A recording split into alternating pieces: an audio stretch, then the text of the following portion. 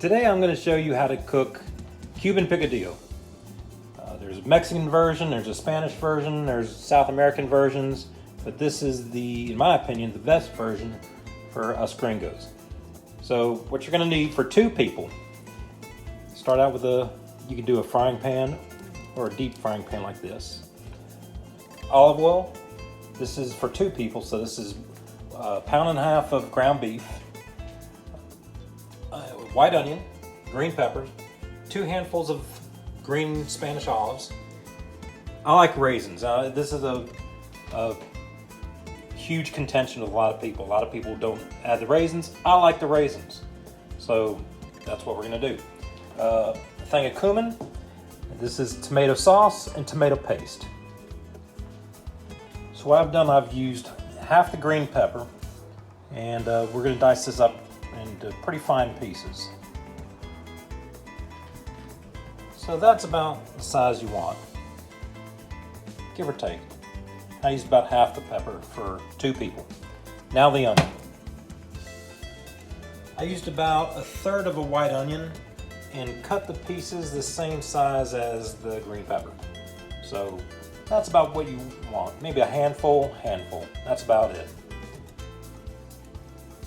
Next is the green olives.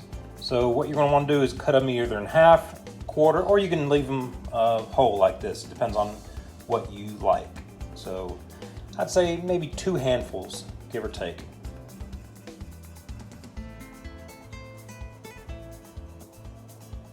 And you add a little olive oil, about 2 tablespoons, like that. Now we're ready to add the peppers and the onions.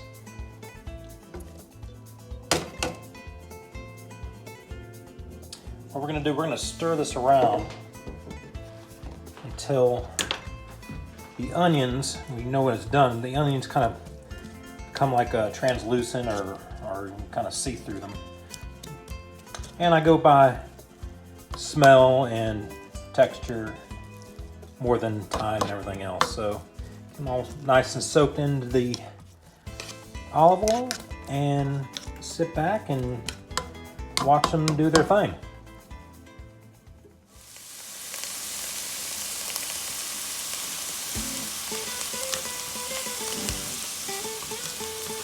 Now I have the temperature on about medium high, not all the way up, a little bit past medium.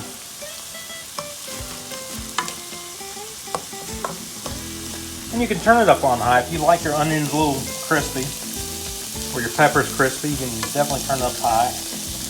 But for this demonstration, we're just doing medium high. Let those sizzle for a while.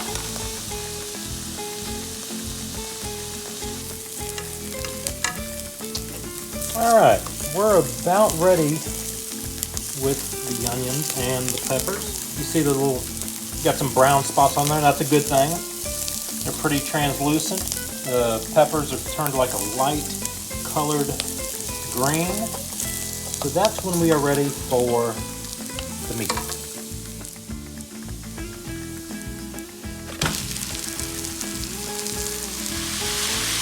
Now, you want to get that meat all nice and chopped up, mixed in with the peppers and the onions. You'll hear that sizzle. Oh yeah.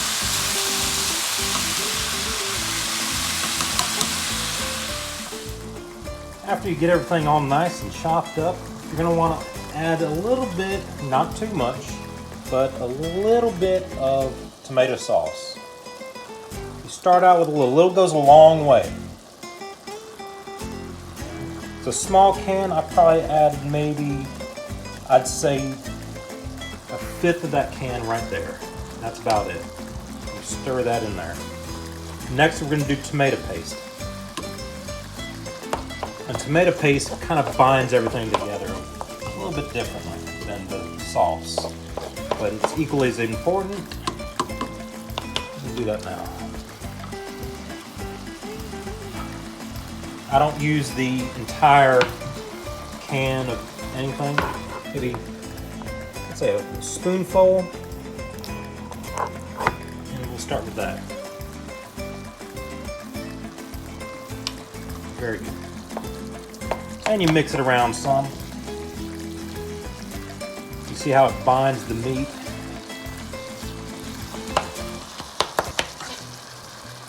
We're going to add a little bit more sauce. Not much, just a little bit more. And a little bit more paste. Not much, maybe another half a spoonful. There we go.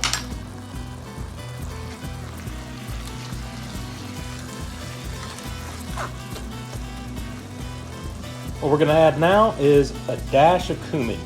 Not much. A little goes a long way with this stuff. I mean, if you like more cumin, that's great. Add as much as you like. But just a dash or two, not much. It's a very, very powerful spice that goes a long way, like I said. And you can smell it as soon as it hits the meat. And mix it around a little bit more. There we go. Oh, that's looking good. It smells fantastic.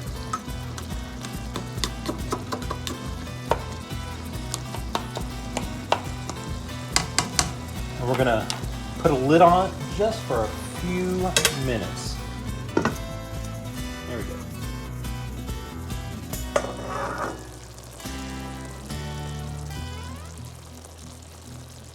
So what I did, I added just a pinch of cilantro, a pinch of oregano leaves, and a little bit of garlic salt. Those are optional. You really don't need them. So I turned down the temperature between low and medium. You see it's a nice little bubbling action right there. What we're going to do, we're going to add olives at this time. And then we're going to stir them around. I don't like to cook the olives with the rest of the meat. They get kind of hard and rubbery, and I want to put them midway through the process. There we go. Mix them all in there real good.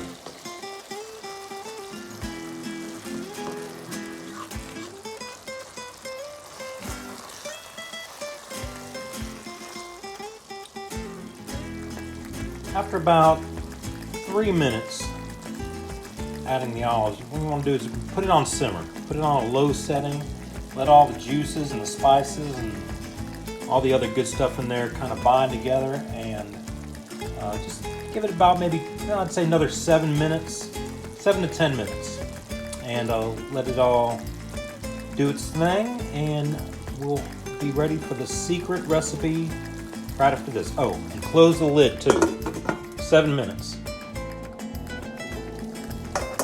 Well, 7 minutes are up, so we're gonna add, well, it's not so secret ingredients. I gave it away at the beginning of the video, but 3 small boxes of raisins. And this comes at the last part. You don't want to have the raisins cook too much in all the stuff. And you mix it in.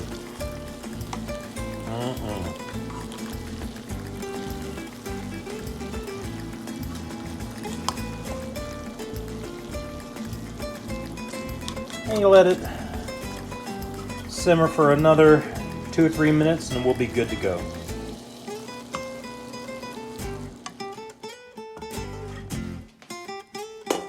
And we are going to serve this over rice.